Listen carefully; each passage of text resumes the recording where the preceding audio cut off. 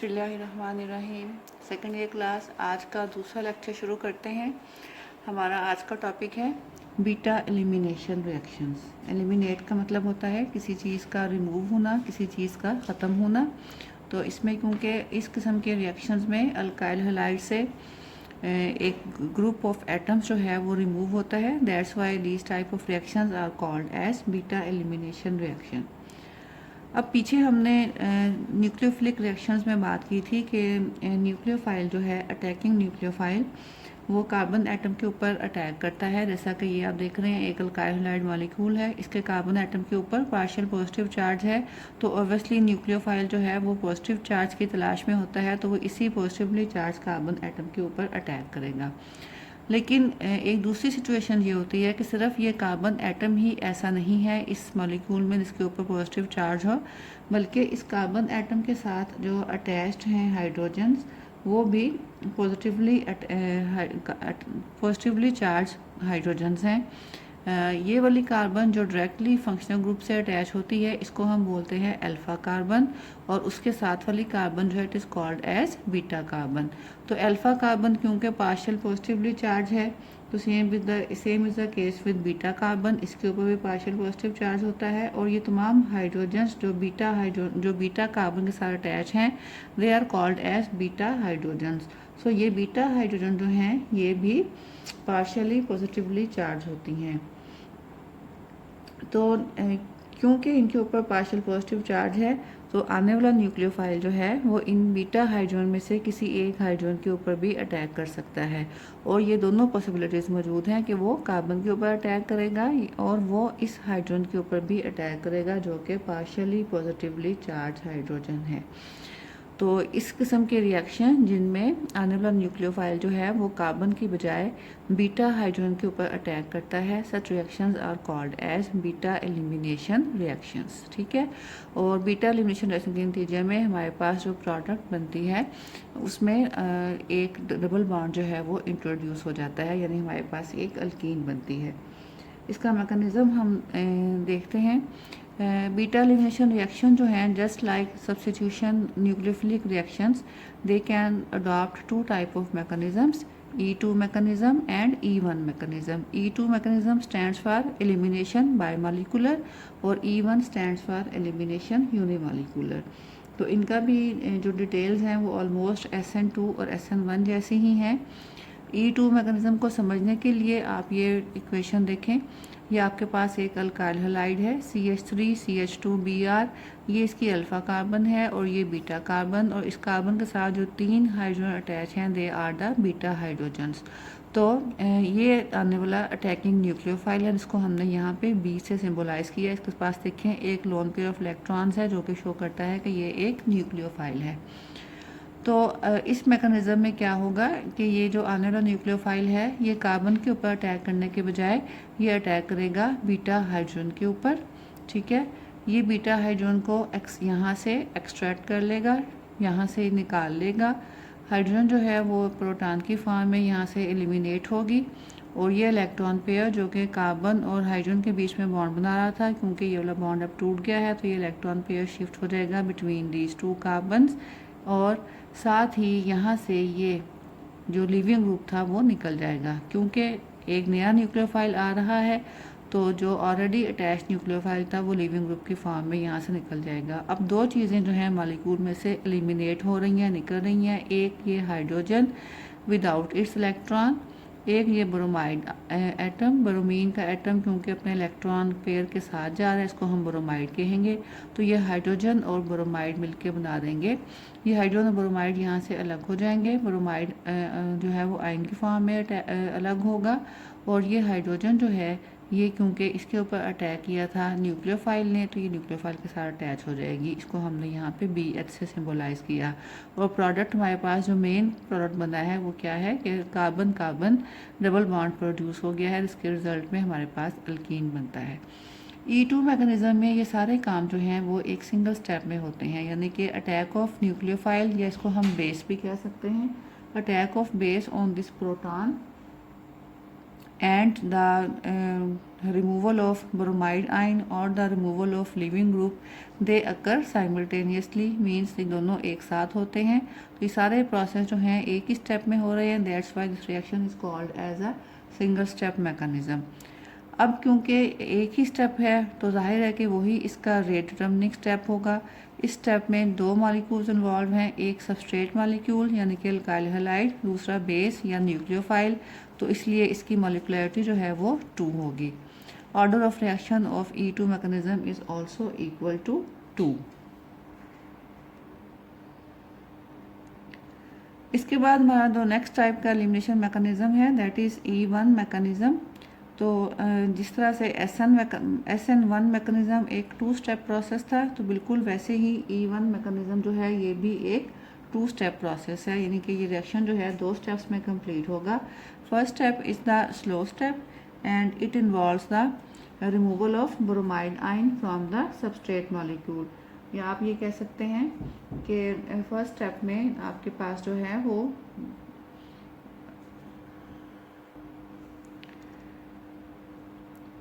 या आप ये कह सकते हैं कि फर्स्ट स्टेप में आपका जो सबस्ट्रेट मॉलिक्यूल है alkyl halide, it will undergo an ionisation.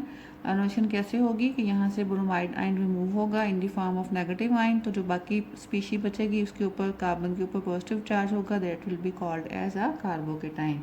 तो यहाँ भी एक कार्बोकेटाइन इंटरमीडिएट बनता है। Next step is the attack of nucleophile on that carbocation intermediate. अब ये यही वाला इंटरमीडिएट है, सिर्फ इसको यहाँ पे एक डिफरेंट स्टाइल से लिखा गया है। देखें, carbon with positive charge, it is attach with 3 methyl groups. ठीक है, तो ये यहाँ पे 3 मिथाइल ग्रुप्स अटैच हैं।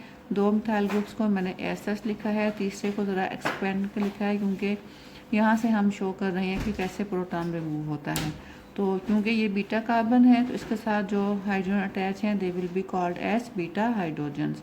तो ये हाइड्रोक्साइड आयन यहाँ से एक हाइड्रोजन को एक्सेप्ट करेगा और जैसे ही ये हाइड्रोजन यहाँ से टेकअप करेगा, ये इलेक्ट्रॉन पेयर इन दोनों कार्बन्स के बीच में शिफ्ट हो जाएगा, तो साथ ही ये पॉजिटिव चार्ज जो है ये भी कंपनसेट हो जाएगा। सो वी विल गेट, अब देखें यहाँ पे बाकी क्या बचा है, ये कार्बन विद 2 हाइड्रोजन्स CH2, उसके बाद कार्बन कार्बन डबल बॉन्ड और इस कार्बन के साथ जो है वो 2 मिथाइल ग्रुप्स अटैच हैं। So the product becomes 2 methyl propene और साथ में वाटर बनेगा। वाटर कैसे बना, ये क्योंकि अटैकिंग न्यूक्लियोफाइल हाइड्रोक्साइड आयन था, उसने यहाँ से प्रोटॉन लिया, तो हाइड्रोक्साइड आयन और प्रोटॉन मिलके वाटर बना देंगे। और अब हम डिटेल देखते हैं इस मैकेनिज्म की। तो unlike E2 mechanism, E1 mechanism is a 2 step process. First step is the slow step and the second step is the fast step. और आपको पता है कि जो स्लो स्टेप होता है रिएक्शन में that is called as rate determining step. तो हमारा फर्स्ट स्टेप जो है वो रेट डिटरमिनिंग स्टेप है। और हमारा जो इस रिएक्शन का ऑर्डर होगा, order of reaction that is equal to 1, और साथ ही इसकी मॉलिक्युलरिटी जो है अगर आप देखें तो it is a unimolecular reaction. ये बाई मॉलिक्यूलर नहीं बल्कि यूनिमॉलिक्यूलर रिएक्शन है, क्योंकि स्लो स्टेप जो है इसका वहीं से हमने इसकी मॉलिक्युलरिटी देखनी है। तो स्लो स्टेप में सिर्फ एक ही रिएक्टेंट मॉलिक्यूल इन्वॉल्व है जो कि सबस्ट्रेट अल्काइल हैलाइड है। So it is a unimolecular reaction. Molecularity भी इस रिएक्शन की 1 है और इसका ऑर्डर भी 1 है। तो ये सारी डिटेल हमने देख ली about the E1 and E2 mechanisms. अब हम कुछ एग्जांपल्स देखेंगे अल्काइल हैलाइड के जो SN रिएक्शंस के ऊपर बेस करती हैं, और कुछ दूसरे कॉमन रिएक्शन जो कि अल्काइल हैलाइड शो करता है वो देखते हैं। तो सेकेंड ईयर क्लास ये कुछ एग्जांपल्स हैं न्यूक्लियोफिलिक रिएक्शंस की, जिसमें इसमें आपने ये बॉदर नहीं करना कि ये रिएक्शन जो है वो SN1 के थ्रू हो रहा है या SN2 के थ्रू हो रहा है। जस्ट आप फोकस करें कि किस किस्म का न्यूक्लियोफाइल अटैक करेगा तो हमारे पास क्या प्रोडक्ट बनेगी। यहाँ पर देखें, ये आपका सबस्ट्रेट मॉलिक्यूल है इथाइल ब्रोमाइड, इसके ऊपर अटैकिंग न्यूक्लियोफाइल जो है वो हाइड्रोक्साइड आयन है। तो न्यूक्लियोफाइल ने क्या करना है, पहले से मौजूद न्यूक्लियोफाइल को हटा के खुद उसकी जगह पे आके अटैच हो जाना है। तो ये हमारे पास क्या बन जाएगा, CH3CH2OH यानी कि इथानॉल बन जाएगा, और ब्रोमाइड जो है वो लिविंग ग्रुप था तो ये यहाँ से अलग हो जाएगा। यहाँ पे आपके पास अटैकिंग न्यूक्लियोफाइल आयोडाइड है, सबस्ट्रेट मॉलिक्यूल में ब्रोमाइड की जगह पे आयोडाइड अटैच हो गया है। उसके बाद यहाँ पे नाइट्राइट आयन जो है ये एक अटैकिंग न्यूक्लियोफाइल है, तो ये ब्रोमाइड को हटा के खुद यहाँ पे अटैच हो जाएगा, क्योंकि हमने डिस्कस किया था जनरल मैकेनिज्म में कि अटैकिंग न्यूक्लियोफाइल जो है ये हमेशा जो पहले से मौजूद न्यूक्लियोफाइल है सबस्ट्रेट में, यानी कि अल्काइल हैलाइड में जो पहले से मौजूद हाइड्रोजन एटम है, हमेशा उससे स्ट्रॉन्ग होता है आने वाला न्यूक्लियोफाइल, जब भी वो इस हाइड्रोजन एटम को यहाँ से निकाल कर खुद उसकी जगह पे अटैच हो जाता है। यहाँ पे आपका सबस्ट्रेट मॉलिक्यूल जो है वो अमोनिया है, NH3। तो अमोनिया के पास क्योंकि एक लोन पेयर ऑफ इलेक्ट्रॉन होता है, इसलिए इसके थ्रू अटैक करेगा इस सबस्ट्रेट मॉलिक्यूल के ऊपर। तो अमोनिया में से NH2 ग्रुप जो है वो अटैच होगा और जो एक तीसरी हाइड्रोजन बचेगी वो इस ब्रोमाइड के साथ मिलकर HBr बना देगा, हाइड्रोजन ब्रोमाइड। यहाँ पे अटैकिंग न्यूक्लियोफाइल आपके पास है ethyl amine, this compound is called as ethyl amine. तो ये भी अपनी नाइट्रोजन के थ्रू अटैक करेगा यहाँ पे इस कार्बन के ऊपर, ये ब्रोमीन यहाँ से बाहर निकल जाएगा। अब देखें आपके पास क्या बनेगी प्रोडक्ट, CH3 CH2 था, इसके साथ अटैच हो रहा है नाइट्रोजन। तो ये देखें CH3 CH2 इसके साथ अटैच हुआ नाइट्रोजन, नाइट्रोजन की एक हाइड्रोजन यहाँ से निकलेगी क्योंकि उसकी वैलेंसी 3 ही रहनी है, तो 2 वैलेंसियाँ इसकी ऑलरेडी पूरी हो गई हैं, तीसरी वैलेंसी नई बन रही है कार्बन के साथ, तो इसलिए एक हाइड्रोजन जो है वो रिमूव हो जाएगी और ये इसके साथ पहले से ही एक इथाइल ग्रुप अटैच था जो हमने यहाँ लिख दिया। तो प्रोडक्ट क्या बनेगी आपके पास, CH3 CH2 NH CH2 CH3, और जो यहाँ से निकली है हाइड्रोजन वो ब्रोमाइड के साथ मिलकर HBr बना देगी।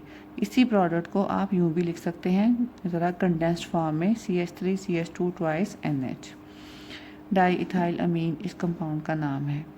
यहाँ पे आपके पास नेक्स्ट रिएक्शन में जो हमारा अटैकिंग न्यूक्लियोफाइल है it is called as hydrogen sulphide ion. तो ये हाइड्रोजन सल्फाइड आयन जो है ये इसको आप कह सकते हैं बाइसल्फाइड आयन।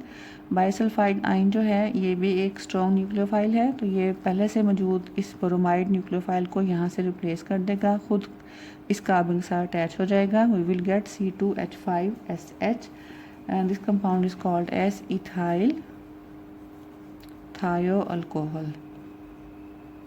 और ब्रोमाइड यहाँ से अलग हो जाएगा।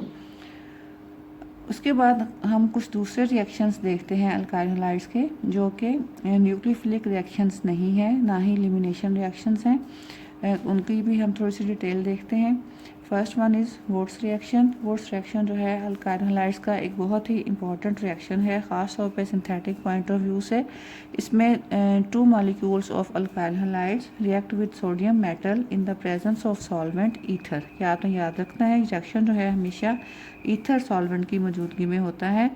And the end result is that the alkyl groups of the 2 alkyl halides they attach together.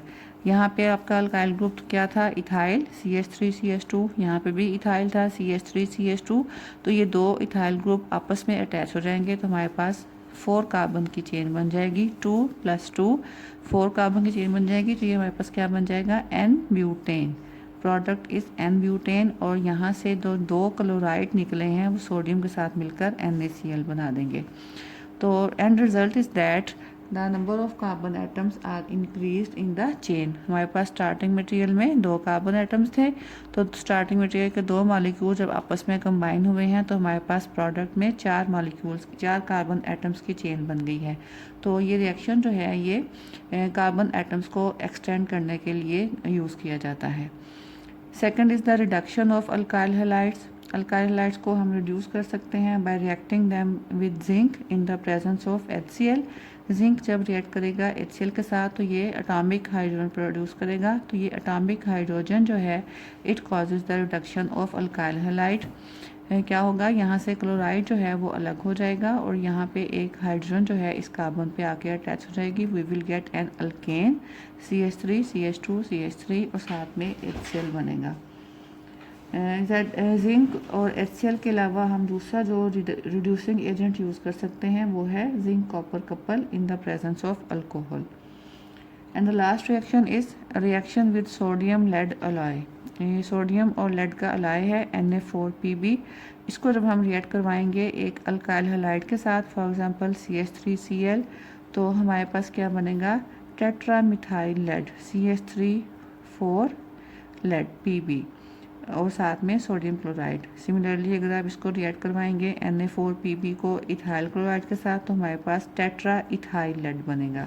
तो ये टेट्रा मिथाइल लेड और टेट्रा इथाइल लेड जो हैं ये बहुत इम्पोर्टेंट कंपाउंड्स हैं जो कि पेट्रोल में ऐड किए जाते हैं to reduce the anti knocking activity of the to reduce the knocking of petroleum. ठीक है, पेट्रोलियम हमने फर्स्ट चैप्टर में पढ़ा था कि पेट्रोलियम जब हम अपनी व्हीकल्स में यूज़ करते हैं गैसोलीन ऑयल, तो अगर उसकी बर्निंग जो है वो प्रॉपर तरीके से नहीं हो पाती है तो इंजन में एक नॉकिंग साउंड प्रोड्यूस होती है जो कि ना सिर्फ गैसोलीन के वेस्टेज का बायस बनती है बल्कि ये गाड़ियों के इंजन के लिए भी हार्मफुल है, उनकी लाइफ को कम करती है। तो पेट्रोल की जो नॉकिंग प्रॉपर्टी को कम करने के लिए पेट्रोल में लेड के कंपाउंड्स जो हैं वो ऐड किए जाते हैं। तो यही कंपाउंड्स होते हैं टेट्रा मिथाइल लेड या टेट्रा इथाइल लेड। तो इस रिएक्शन की इम्पोर्टेंस ये है कि प्रोडक्ट जो हैं उनको हम पेट्रोलियम में यूज़ करते हैं to increase the quality of petroleum. तो ये हमारे रिएक्शंस कंप्लीट हो गए अल्काइल हैलाइड्स के। नेक्स्ट वीक इंशाल्लाह नेक्स्ट टॉपिक शुरू करेंगे। उस वक्त तक के लिए अल्लाह हाफिज़।